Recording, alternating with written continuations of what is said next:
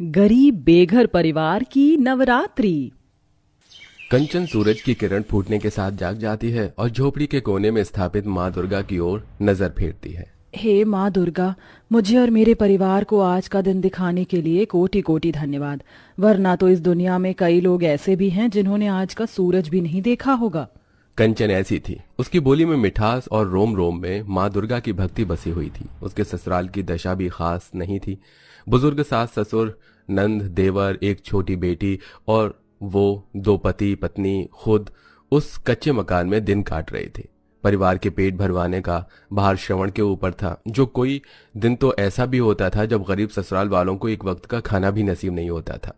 लेकिन इस सबके बीच गरीब ससुराल वालों की माता पर अटल श्रद्धा थी। वो खुद भले नहीं खाते थे, मगर किसी भी दिन ऐसा नहीं होता जिस दिन माँ दुर्गा को भोग न लगाएं या घी की जोत न जलाएं।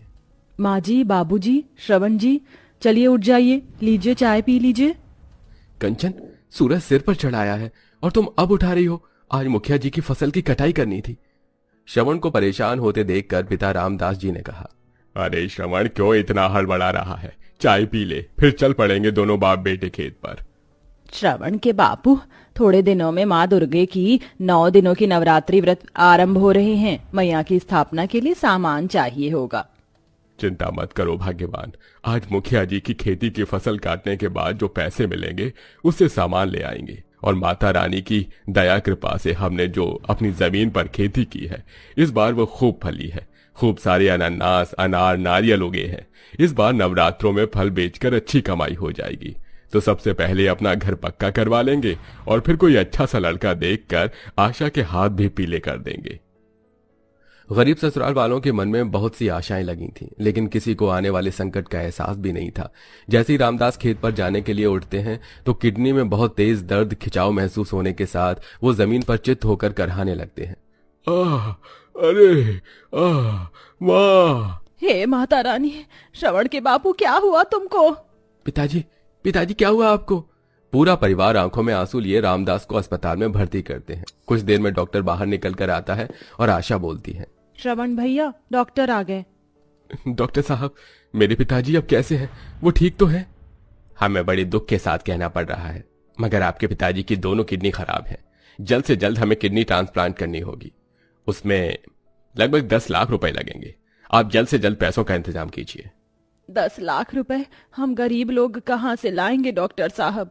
डॉक्टर साहब, आप ऑपरेशन की तैयारी कीजिए, मैं पैसे लाता हूँ। डॉक्टर के जाने के बाद बहू कंचन चिंता के भाव से बोलती है, अजी, इतने पैसे आप इतनी कम मोहलत में कहाँ से लाएंगे? तभी बहते आंसुओं से श्रवण ने कहा, बाबूजी को बचाने के लिए मैं घर द्वार खेत बाड़ सब कुछ बेच दूंगा कंचन, और कोई चारा नहीं है। ये तो क्या बोल रहा है श्रवण बेटा? घर बार बिक जाएगा तो रहेंगे कहाँ? माँ जी, ससुर जी इस परिवार की जड़ हैं। इस वक्त उन्हें बचाना बहुत जरूरी है। माता रानी ने चाहा तो घर तो फिर बना लेंगे हम। सब कुछ बेचकर श्रवण पैसे जमा करता है और रामदास का ऑपरेशन होता है। पर अब पूरा गरीब ससुराल बेघर होकर सड़क पर आ चुका था। कंचन के हाथों में माँ दुर्गा की मूर्ति थी और सब सिर पर गठरी उठाई चले जा रहे थे।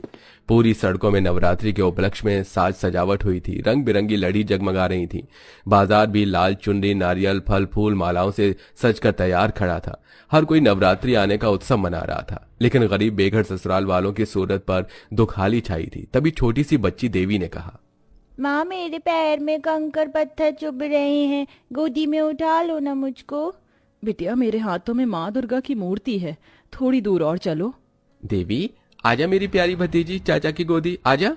भटकते भटकते बेसहारा गरीब परिवार एक मंदिर की सीढ़ी पर थक हार कर बैठ गई। तभी दहकते दिल से बूढ़ी सत्यवती कहती है, क्यों माँ दुर्गा, आखिर आपकी भक्ति करने में हमने कौन सी ऐसी भूल कर दी जो इस नवरात्रि के पावन त्योहार के बीच हमको बेघर कर दिया? माँ, क्यों इतने दुख दे रही हो? माँ जी, माता रानी जी भी कभी कभी अपने जिस भक्तों से